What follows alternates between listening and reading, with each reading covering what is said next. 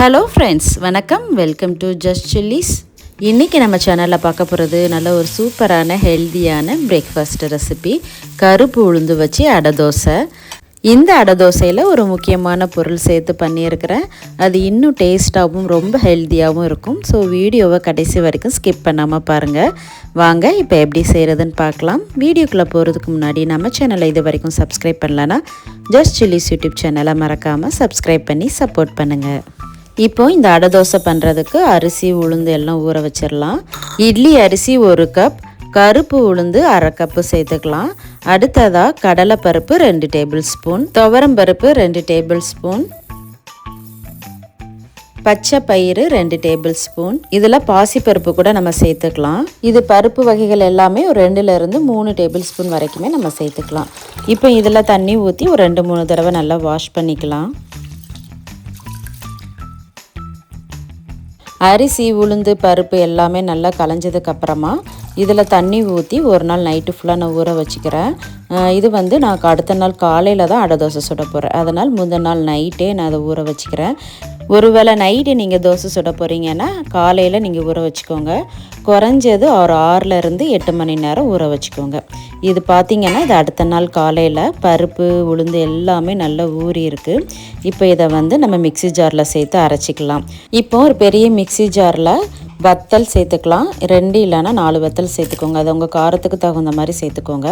அப்புறமா 1 டீஸ்பூன் பெருஞ்சீரகம், 1 டீஸ்பூன் ஜீரகம், 2 பல் பூண்டு இதெல்லாம் சேர்த்துட்டு நம்ம ஊற வச்சுருந்த அரிசி பருப்பை சேர்த்து இதை அரைச்சிக்கலாம். அடை தோசைக்கு ரொம்ப மையாக அரைக்க வேண்டாம், கொஞ்சம் குறகுறப்பாக இருக்கிற மாதிரி அரைச்சிக்கலாம். அப்போ தான் அடை தோசைக்கு நல்லாயிருக்கும். இது நான் 2 பேட்சாக அரைச்சிக்கிட்டேன். இது ஒரு தடவை அரைச்சாச்சு. மீதி இருக்கிற இதையும் நம்ம அரைச்சி சேர்த்துக்கலாம். கடைசியாக மிக்ஸி ஜார் கழுவுன தண்ணியை கொஞ்சம் சேர்த்துக்கலாம். இதில் உப்பு போட்டு நல்லா கலந்து கொடுத்துடலாம். இந்த அடை தோசை மாவை நைட்டு ஃபுல்லாக புளிக்க வைக்கணும்லாம் அவசியம் இல்லை. இது உடனே சுட்டு சாப்பிட்டுக்கலாம். ஒரு டேஸ்ட்டு ரொம்ப நல்லாயிருக்கும். இப்போது இதுக்கு தேவையான அளவு உப்பு சேர்த்து இதை நல்லா கலந்து கொடுத்துடலாம். அடை தோசைக்கு கன்சிஸ்டன்சி பாருங்கள், இந்த அளவுக்கு கொஞ்சம் திக்காக இருக்கிற மாதிரி பார்த்துக்கோங்க, ரொம்ப தண்ணியாக இருக்கக்கூடாது. அடுத்ததாக இதுக்கு ஒரு தாளிப்பு கொடுத்துடலாம்.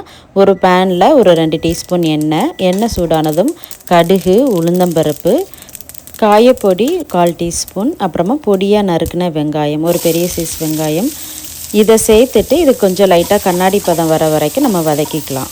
வெங்காயம் கொஞ்சம் வதங்கினதுக்கப்புறமா இது கூட நான் ஏற்கனவே சொல்லியிருந்த மாதிரி ஒரு முக்கியமான ஒரு பொருளுங்க, இரும்பு சத்து நிறைஞ்ச முருங்கைக்கீரை இதை சேர்த்துக்கலாம். அடை தோசைக்கு முருங்கைக்கீரை மட்டும் சேர்த்து சுட்டு பாருங்கள், அடை தோசை அடடா அப்படிங்கிற மாதிரி சூப்பர் டேஸ்ட்டாக இருக்குங்க. கண்டிப்பாக இதை ஸ்கிப் பண்ணாமல் சேர்த்து பாருங்கள்.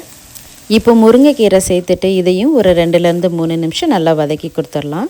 இது நல்லா வதங்கினதுக்கப்புறமா இந்த தாளிப்பை அடை தோசை மாவில் சேர்த்துட்டு இதை நல்லா கலந்து கொடுத்துடலாம். அடுத்ததாக இது கூட கொஞ்சமாக மஞ்சத்தூள் சேர்த்து இதை நல்லா கலந்து கொடுத்துடலாம். இப்போ பாருங்கள், அடை தோசைக்கு மாவு ரெடி ஆகிடுச்சு. இப்போ தோசைக்கல்ல தோசை ஊற்றிடலாம். தோசைக்கல்லை நல்லா சூடு பண்ணிவிட்டு இந்த மாதிரி ஃபஸ்ட்டு நல்லா எண்ணெய் தடவிக்கோங்க. எண்ணெய் தடவிட்டு இதில் நல்லா கொஞ்சம் தண்ணி அப்படி தெளித்து விட்டீங்க அப்படின்னா இந்த மாதிரி நல்லா சுருன்னு சவுண்டு கேட்கும். அதுக்கப்புறம் அந்த தோசைக்கல்லை க்ளீன் பண்ணிவிட்டு தோசை ஊற்றினா தோசை சூப்பராக வரும்.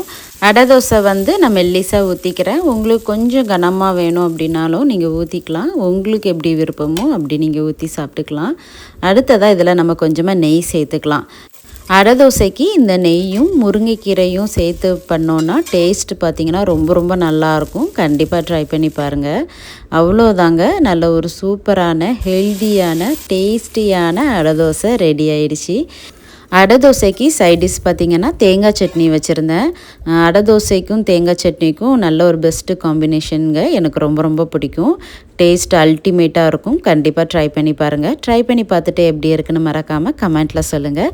வீடியோ பிடிச்சிருந்தால் லைக் பண்ணுங்கள், உங்கள் ஃப்ரெண்ட்ஸ் அண்ட் ஃபேமிலிக்கு ஷேர் பண்ணுங்கள். ஜஸ்ட் சில்லிஸ் யூடியூப் சேனலை மறக்காமல் சப்ஸ்கிரைப் பண்ணிக்கோங்க. தேங்க்ஸ் ஃபார் வாட்சிங்.